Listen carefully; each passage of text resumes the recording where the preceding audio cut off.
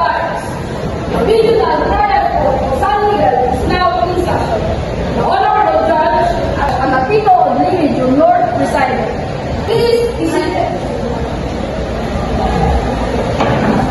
Jay Perez, Ron Leo Jr., and Bernard Orellana.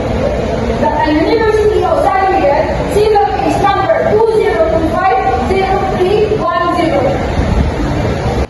Good morning. We are here for a mock hearing involving a civil complaint.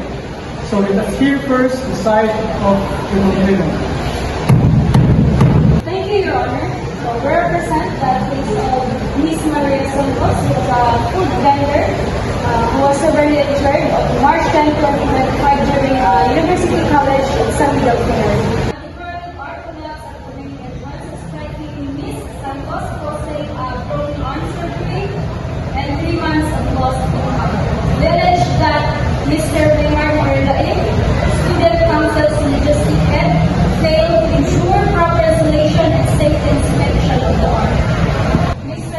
Roy Canelo, owner, overloaded the art with heavy decorations inside. University of San Miguel failed to supervise the event and enforce safety protocols. We request 500,000 damages for medical expenses, lost earnings, and emotional distress. That is our complaint, Your Honor. Thank you, Counsel. Lawyer of Mr. Orellana, you may proceed. Your Honor, my client Bernard Orellana denies the liability. First, the art was installed according to the design approved by the university. Second, the collapse due to the excessive weight from decoration by added Mr. Roy Pio. Your Honor, should Mr. Orellana be liable to Ms. Santos?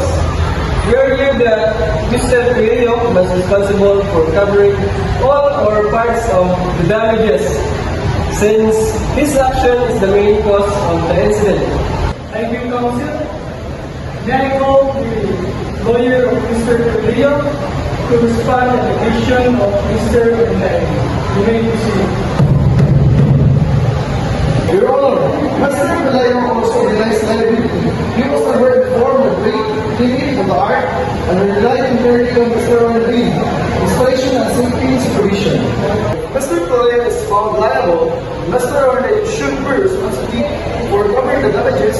It was his negligence in installation and inspection that caused the collapse. Understood. Thank you, Counsel.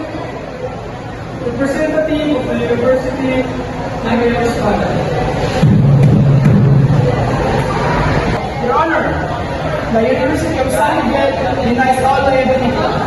The Student Council is an independent body responsible for the event. Furthermore, the University had no direct involvement in the installation of the art. Your Honor, we move for dismissal of the complaint against the University, citing lack of direct responsibility and institutional immunity. Motion noted. Any other motions? Yes, Your Honor. Motion to dismiss the claim against Mr. Orellana for lack of sufficient evidence of negligence.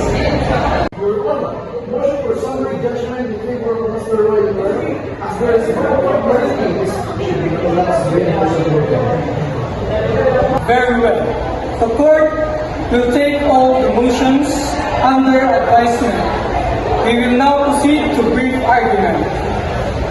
Your Honor, all defendants alleged to repair and failed to prevent a forcible accident.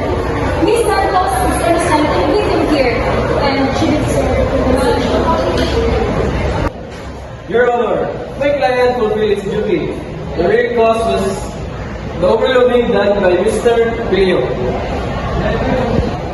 On the contrary, Your Honor, the installation was totally from the start, which under control of Mr. Orellana. The University is not the proper party to be sued here. Liability, if any, lies solely with the individuals. Power vested unto me. I declare Mr. Coelho found guilty